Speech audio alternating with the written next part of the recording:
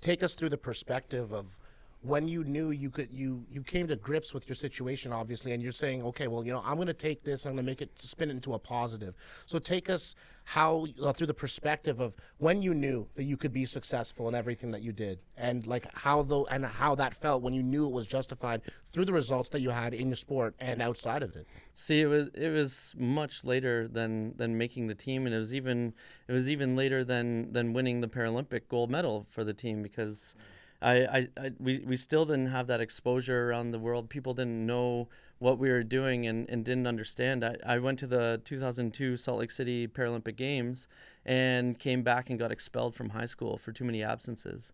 Wow. And yeah, it was it was John F. Ross. Take us through that. Yeah. That's crazy. It was when you go to the Paralympic Games, you're together for a week or two in advance to get used to the time zone, elevation, everything, and come together as a team. You go to the Paralympic Games, which are usually about 2 weeks long.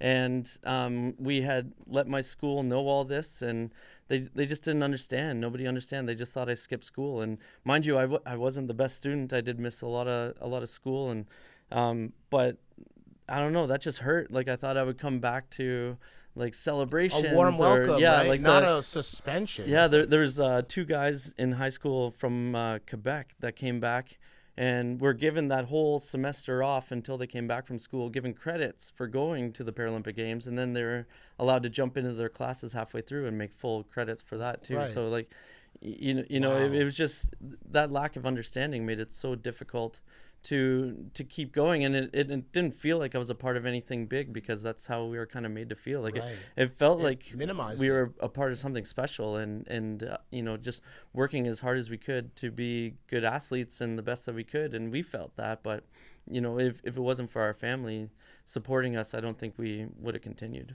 I feel like in that moment it would have been very difficult to digest that. Be like, I just accomplished a great thing, and I'm coming back and there's no fanfare really. In fact, I'm being treated differently. And that was the next question I was going to ask, was like, being differently able serves as a barrier. And you just described one of the ways that most people would they wouldn't even think that twice. Like, okay, you went and accomplished something, you come back, people obviously must have treated you with fanfare, but you just said that you didn't. Like, tell us about how it felt in the moment. It must have felt ostensibly negative, but did you spin that into a positive eventually? I mean, eventually, but right. Not for a long time. Right. There was just, I had just a massive chip on my shoulder for years, like pretty much since I made it until, I don't know when the turning point was.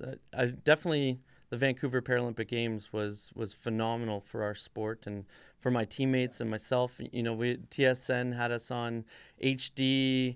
Live prime time. Our games were all televised, and it was pretty cool. But even then, I remember leading into it. I'm not going to say his name, but I was interviewed before the Paralympics after a practice, and I was in my gear, and we were both on the bench. And right before the interview, he looks at me and he goes, "Yeah, so you're the goalie?" No, I'm a center. And he's like, "Oh, okay. First Olympics?"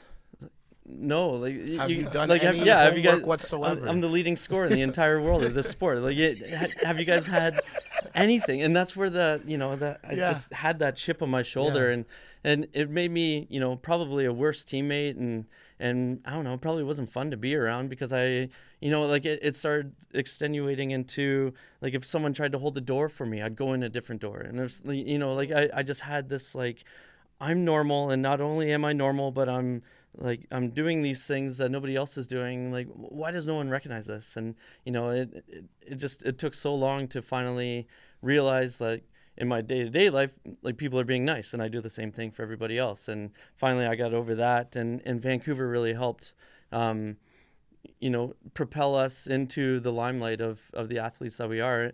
To backtrack a bit, I even remembered after the Vancouver Paralympic Games, we lost 3-1 against Japan in the semifinals, which was devastating. We had never lost to Japan before that.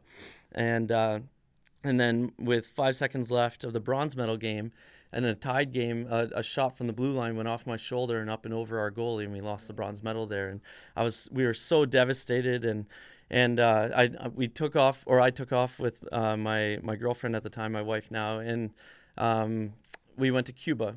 And I remember just being at the pool swim up bar and having a beer, and there was this big group of guys there, and they asked me what I do, and I told them I played sledge hockey, and I remember this so vividly, and they're like, oh man, did those guys ever crap the bed at the Paralympics, eh? And I was like, I was part of that team, but that's awesome. That's awesome that you know that, and that we'd be criticized and recognized as Canadian hockey players, and to be at that level that was pretty awesome.